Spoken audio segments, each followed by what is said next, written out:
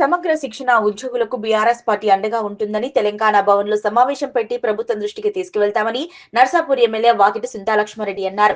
తెలంగాణ సమగ్ర శిక్ష ఉద్యోగుల సంఘం మెదక్ జిల్లా ఆధ్వర్యంలో కొల్చార మండల కేంద్రంగా జరుగుతున్న తెలంగాణ సమగ్ర శిక్షణ ఉద్యోగుల రెగ్యులరైజేషన్ కై నిరవధిక సమ్మెలో ఎమ్మెల్యే వాకిటి సుంతాలక్ష్మారెడ్డి శనివారం వారికి మద్దతుగా పాల్గొన్నారు. ఈ సందర్భంగా ఎమ్మెల్యే మాట్లాడుతూ కొంతమంది సమ్మె చేస్తున్న ఉద్యోగులు తమ బతుకులు అడ్డామీది కూలీలుగా మారాయని అనడం చాలా బాధ వేసిందన్నారు. మీరు ఆశామాషిగా రాలేదని, మెరిట్ ద్వారా ఎంపికయ్యారని, ప్రభుత్వం అప్పగించిన బాధ్యతలను విస్మరించకుండా చేపడుతున్నారన్నారు.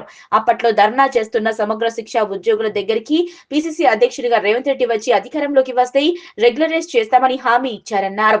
26 రోజులుగా ధర్నా చేస్తున్నా పాలకులు పట్టించుకోకపోవడం దారుణమన్నారు. ఈ ప్రభుత్వానికి బుద్ధి చెప్పాల్సిన టైంలో మీ వంతు పాత్ర పోషించాలన్నారు. ఈ కార్యక్రమంలో తాజామాజీ జెడ్పీటీసీ సంతోష్, మేఘమాల, సీనియర్ నాయకులు పడిగే నర్సింహులు, నరేందర్ రెడ్డి, అరిగే రమేష్, నరసింహారెడ్డి తదితరులు పాల్గొన్నారు. నిజంగా చాలా బాధ అనిపిస్తోంది. తను మాట్లాడితే ఏం పేరమ్మనేది కవిత మాట్లాడితే ఏం చెప్పింది, అడ్డ మీద కూలీ లాగా అని చెప్పేసింది.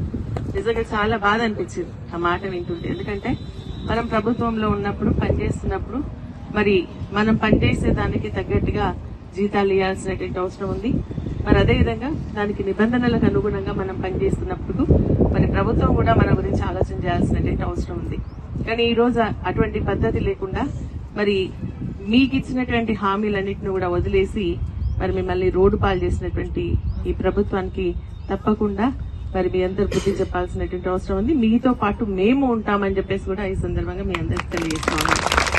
మీరు అన్నట్టుగా గత ప్రభుత్వ హయాంలో కూడా మరి కస్తూర్బా గాంధీ బాలికల విద్యాలయాలకు సంబంధించినటువంటి ఉద్యోగస్తులను మరి కొంతమంది అంటే ఇలా కొంతమంది కాంట్రాక్ట్ ఎంప్లాయీస్ ని రెగ్యులరైజ్ చేయడం జరిగింది. అప్పుడు కూడా అంటే మీరు అన్నట్టుగా తెలంగాణ ప్రభుత్వంలో కాంట్రాక్ట్ అనే పద్ధతి లేకుండా రెగ్యులరైజ్ చేయాలని ఆలోచన చేస్తూ కొంతమందిని చేస్తూ మెడికల్ డిపార్ట్మెంట్ లో కూడా జరిగింది. నేనే స్వయంగా మరి మెడికల్ సంబంధించినటువంటి ఫైల్ పెట్టించి మరీ చేయించడం జరిగింది. ఆ విధంగా కొంతమందికి జరిగినాయి. మీకు కూడా ఛాన్స్ వస్తుండేనేమో, ఈ ప్రభుత్వం మళ్ళీ ఇప్పుడు తిరిగి వచ్చి ఉంటే మీకు మళ్ళీ అవకాశం వస్తుండేనేమో, మరి చెప్పలేదు. కాబట్టి జరగలేదు. కానీ ఈ రోజు ఏంటంటే ఆ రోజు మీరు ధర్నా చేస్తున్నటువంటి సమయంలో అప్పుడున్నటువంటి పిసిసి అధ్యక్షుడిగా ఉన్నటువంటి రేవంత్ రెడ్డి గారు వచ్చి తప్పకుండా మీకు న్యాయం చేస్తామని చెప్పేసి చెప్పడం జరిగింది. కానీ ఇప్పుడు ఆ మాట కట్టుబడి నిలబడాల్సి, ఎందుకంటే అధికారం రాకంటే ముందు చెప్పిన ఎన్నో చెప్తాం. కానీ అధికారం వచ్చిన తర్వాత దాన్ని కట్టుబడి చేయాల్సినటువంటి బాధ్యత ఉంటుంది. అటువంటి బాధ్యతను వారి విస్మరించకుండా బీఆర్ఎస్ పార్టీ ఆపోజిషన్ పార్టీగా తప్పకుండా వారికి గుర్తు చేస్తాం మీ అందరి తరఫున అని చెప్పేసి కూడా తెలియజేస్తా ఉన్నాం. మీ రిక్వెస్ట్ వరకు తప్పకుండా మన తెలంగాణ భవన్ లో మరి మేమంతా కూడా మరి ప్రెస్ మీట్ పెట్టి కూడా ప్రభుత్వం దృష్టికి తీసుకొచ్చే విధంగా ప్రయత్నం చేస్తామని చెప్పేసి కూడా నేను తెలియజేస్తా ఉన్నా.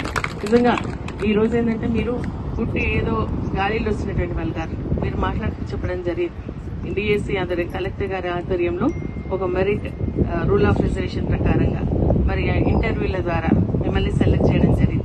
ఆషామాషిగా రాలేదు కాబట్టి మీరు ఒక పద్ధతి ప్రకారంగానే వచ్చింది. ఏదో మీకు ఇప్పుడు అన్నట్టుగా కరెక్ట్ మేము చేయలేకము